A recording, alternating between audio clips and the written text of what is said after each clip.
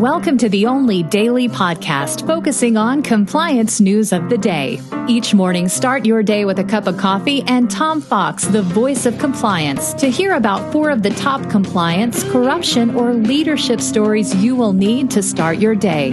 The Daily Compliance News is a production of the Compliance Podcast Network.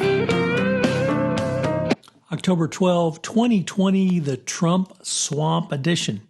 And we begin with that story from the New York Times with 7 key findings about the swamp that Trump has created.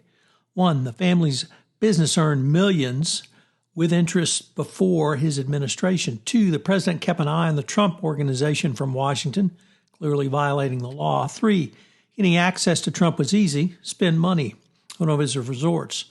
4, victories are as weighty as a presidential directive and as ephemeral as a presidential tweet. 5, some customers frame their patronage in religious terms. 6, even politicians from small countries rubbed shoulders with the leader of the free world if they paid enough of a bribe. And 7, selfies in social media's post chronicling the favored seeking. So that's how Trump did it. He basically took bribes by having people pay money to stay at his resorts. Nothing really new or different, but chronicled by the New York Times. From the Wall Street Journal Market Watch, Jamie Dimon, CEO at JP Morgan Chase, says that be prepared. It's a long way to normal for banking. He told a conference on Friday that he doesn't expect a return to normality till at least the summer of 2021. He said it'll take that long before the chances the bank's offices will be fully staffed due to local rules, the lack of a vaccine, and the personal preferences of the workforce.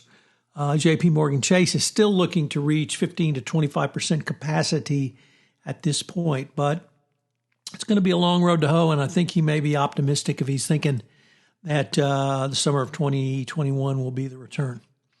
On a bit of good news, at Disney World, the attendance numbers have been low since the July reopening, but health workers and worker unions say safety protocols have kept coronavirus at bay. One infectious disease expert thought it was a terrible idea for Disney to reopen, but the result has been no issues or concerns with the major theme park at this point, according to the director of the Florida Department of Health. Disney declined to say how many of its employees had tested positive, but you have to say that the overall impact has been more positive than you would have thought. And finally, what do you do if your old boss tries to sabotage your job search, either after you've left voluntarily or, of course, if you've got rift? Well, really the best thing you can do is line up references who can take on the boss's former shivving, your former boss's shivving of you, or even giving a lukewarm reference. So if you're doing an interview, try to make a good first impression.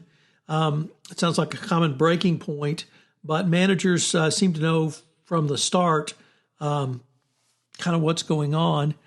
But if you can have others who will testify or, basically be a great reference for you, you should plan to use those. And if your boss has it out for you, you can just address that right up front and tell the new employer that. Certainly nothing wrong with that, but have some pro references ready.